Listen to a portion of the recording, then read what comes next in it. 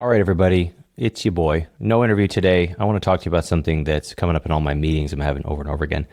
Um, I have been provoked to have this conversation with y'all today. I've been provoked by some of the rhetoric and some of the patterns I'm seeing in a lot of the people who are reaching out to us and MSPs who are struggling to get new logos. And you're not going to like it. And that's okay. Let's just get into it.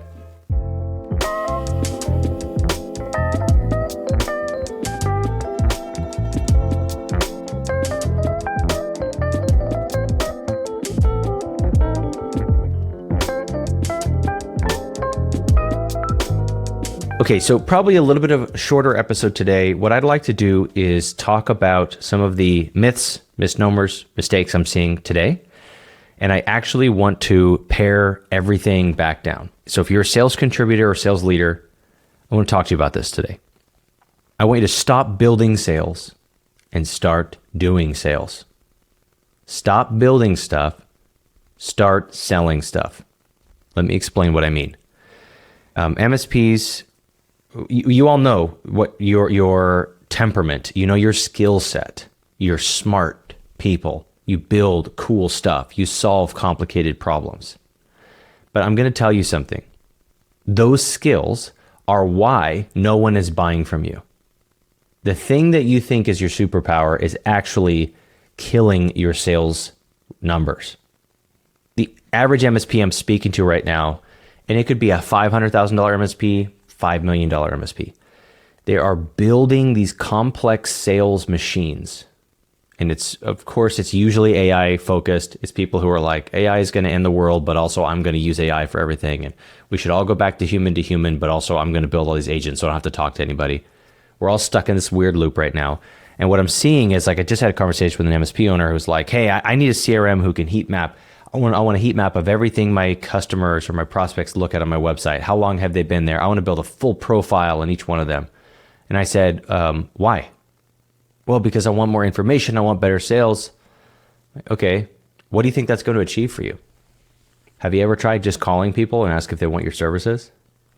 And the answer is, 5 minutes of hemming and hawing. Look, here's the deal, you guys. This might sound like I'm going to contradict a lot of the material that I put out, but let me be clear.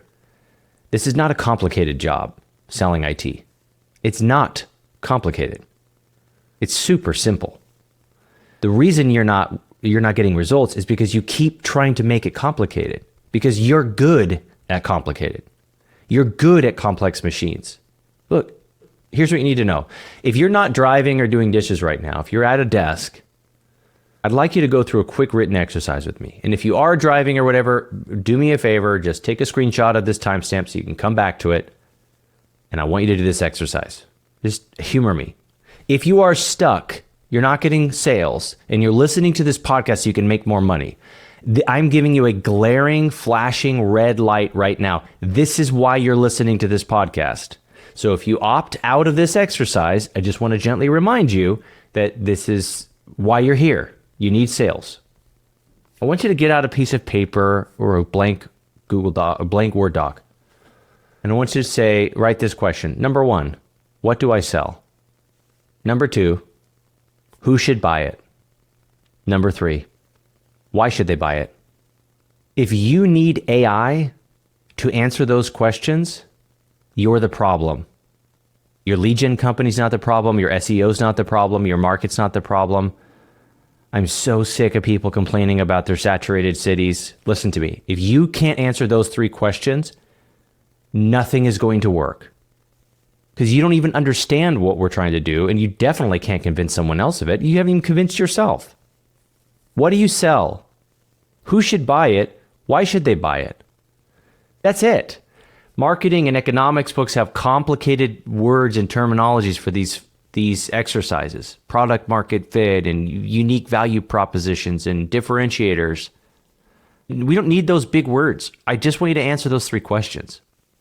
When you've answered those 3 questions, we're going to move on to step 2. Okay, we'll call it phase 2. Phase 1 was, what do I sell? Who should buy it? Why should they buy it? Next, how do I find those people? This is phase 2, question 1. How do I find those people? Question 2, what do I say to them? That's it. If you can answer those 2 phases, 5 questions, you will get leads. You will have enough. There are enough. The reason you're not getting leads is you've never written the answers to those questions. Have I triggered you? I cannot have another conversation with a multi-million-dollar founder who doesn't know the answers to these questions. I just can't do it. You've spent $100,000 on a marketing agency asking them to answer those questions for you. Guys, give me a break. This is your job. Describe what you sell, describe who it's for and why they need it. And then, who are they, where are they, and what do I say to them? That's all marketing is, by the way. That's all it is. And then marketing is strategically, it's about narrowing and adding more nuance and definition to the answers to these questions in real time. And then tactically, it's about executing on the last 2. How do I find these people? What do I say to them? That's it. The thing everybody says over and over again is don't sell tools, sell outcomes. Nobody cares about the jargon, blah, blah, blah. But if you don't know the answer to these questions, the only thing you have to say is the technical stuff, because you have nothing else to offer them. I said this on a podcast with Jeff Newton. I said, if nobody's buying your product, here's the good news. You could sell a different product. You could change what managed services is. You don't just have to sell stuff that is vertically integrated with the PSA that you subscribe to. Don't go and vibe code your own PSA. Give me a break. I don't know why you guys like reinventing the wheel so much. But tools are great. But remember, you could use paint to paint somebody's house, interior or exterior, or you could be a feng shui specialist who's still part of that job is painting a room, or you could be an interior designer, part of the job is painting a room. But it doesn't mean you walk in and you say, hello, I'm going to sell you paint at this much per gallon, and then I'm going to sell you 45 cents per vertical stroke, 25 cents per downward stroke on the wall with my roller, and then it's going to be a $299 fee to replace my extra rollers when they run out, and then my $150 an hour for my painting fee. That's what I'm talking about. If you don't know how to sell somebody the benefits of interior design, you get trapped itemizing interior design in this way. And then all these other vendors want to stick their stuff in your stack. So they want you to sell it in that way. That's because they don't know how to sell their freaking product. So they're begging you to do it for them. What's my point? If you are an MSP and you don't have answers to these questions, let me give you some ideas here, okay? What do you sell? Okay, how about you sell complete digital transformation for small businesses? How about that?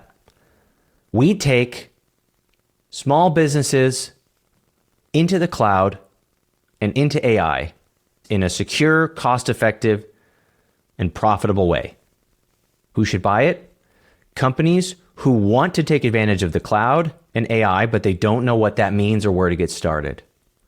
And why should they buy it from you? Because we can give them significantly more leverage on all their current employees, and we can make sure that they never get hacked. I know you all just freaked out when I said that.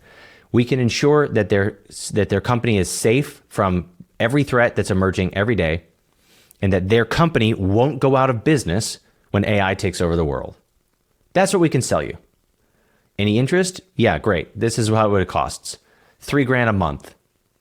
Oh, you have 10 employees, 15 employees, $3,000 a month. How much is your company doing? $1 million a year? Okay, how much is your company going to do when AI does everything for you?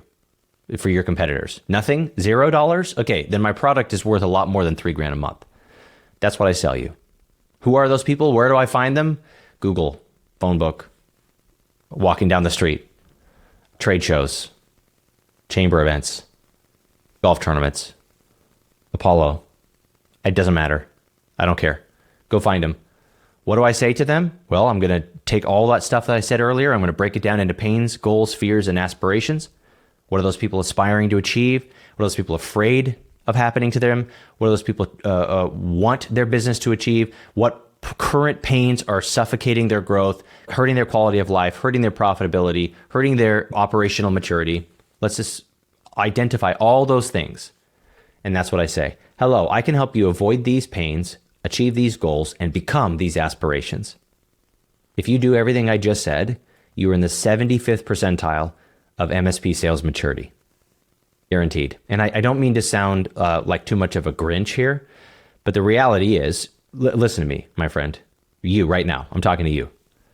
1,200, 1,300 people are going to listen to this podcast episode in the next couple of months. You and I both know from in the bottom of our hearts, 90% of them will not take this advice. You're going to wait for the next piece of advice that's easier. So if you just do what I just said, you're in the top 90th percentile of people willing to take action. And by the way, I'm fine with you using AI, but the truth is, if you need AI to answer these questions, then I'm confused and I'm a little bit scared for you. You've been in business 10 years, 15 years, 20 years. You should be able to articulate what you do for people and who it's a good fit for and how you help them. If you can't, I don't know what to tell you. What have you been doing for 20 years? Surely you know the answers to these questions. It's just hard for you to do it. So sit down with a glass of wine and put some jazz on and write it down. And then come back the next day and rewrite it and try to make it better. And then go to your peers and colleagues in different cities and say, does this sound good to you? That's what we're talking about. When we're talking about lead generation, guys, that's literally it. Do you know what my secret sauce is? Do you know why every single company I work at, I make sales? Because I don't look for secret sauce. I don't try to growth hack. I just do the hard thing. That's all I know how to do. The amount of people looking at a field right now going, God damn, we need a trench here. How are we going to get a trench here? Who do I know who has a trencher? When you've got a shovel right next to you.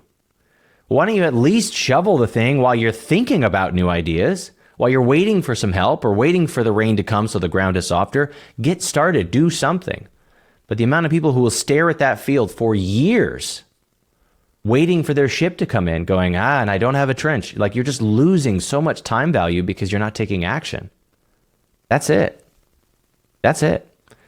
So I said earlier, the reason your strength is the reason nobody buys from you is because I keep seeing operators try to build these really complex, advanced AI-powered sales engines because you're trying to avoid doing the selling yourself.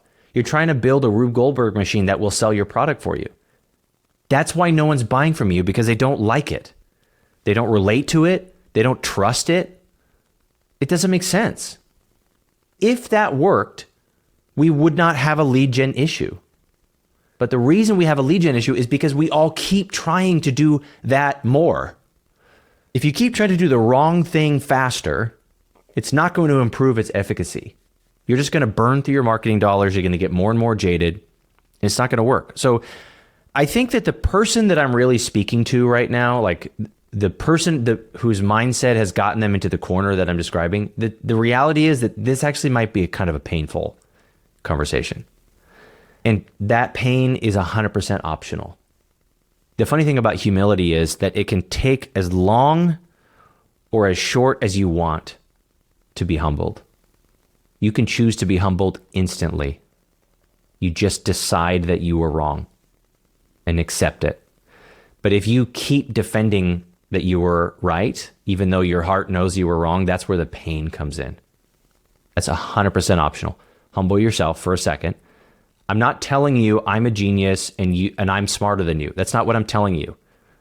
What I'm telling you is I have the advantage, I have the foresight of having talked to hundreds, probably more than hundreds at this point.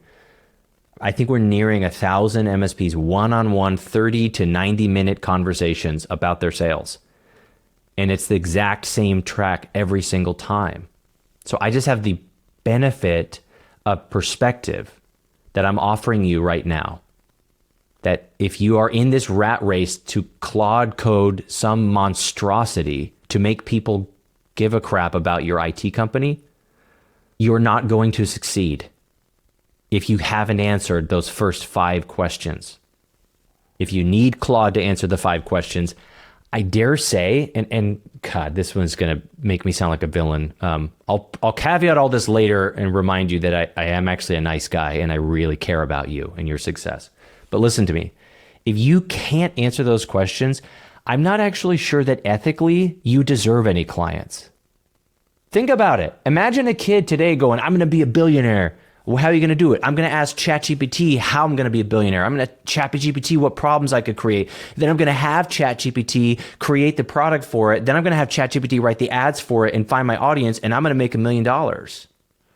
That's a neat little thing that actually worked for a little while. And, fill in the LLM of your choice, AI tool of your choice. But guys, what value did you actually create in the world? Nothing. You didn't do anything. You made nothing and consumed everything. I don't think you deserve clients. I just don't think you did. You didn't really help anybody. Okay? But you're running this amazing thing that's saving businesses' lives. You're saving the small business, the SMB market from extinction. Not only that, you're giving them this massive competitive edge in a increasingly disparate and technologically siloed work from anywhere company. They have to have you. But you haven't told them that. You just keep telling them about how good you are at Microsoft and Copilot. Nobody cares about that. What do you sell? Who should buy it? Why should they buy it? Where do you find those people? And what do you say to them to get them to understand? That's what I got today, my friends. That's what I've got. What I'd like to know is, was this helpful to you? Email me directly, brian@feelgoodmsp.com. Don't type brain. A lot of people do that. BRIAN, feelgoodmsp.com. What I want to know is feedback on this conversation right now. Here's what I want to know. If I've oversimplified this and you have a strong argument against it, my feelings are not hurt, and I welcome that email. Email me, Brian, you are wrong because. Subject line, you are wrong because. I dare you. Say that. I promise I'll read the whole thing. I promise I'll respond. Or you go, damn, this was right. Shoot. Okay. If this offered you some helpful perspective, I want to know that too. And then email number 3 would be if you have questions or you want me to keep going and clarifying any of these things. I'm going to warn you, if all you do is email me and say, Brian, will you answer those questions for me? My answer is going to be no, because I don't run your business. Will you tell me who I should serve, and will you tell me what I do for them, and will you tell me what I say to them? No, I can't do all those. I can help you figure out what to say when you answer the first 3. Answer the first 3. Questions number 4 and 5, yeah, that's easy. That's so freaking easy. I do it every time with a really high degree of success, because first we make people answer the first 3 questions. That's what I have for you. I'm not in as bad of a mood as I sound like.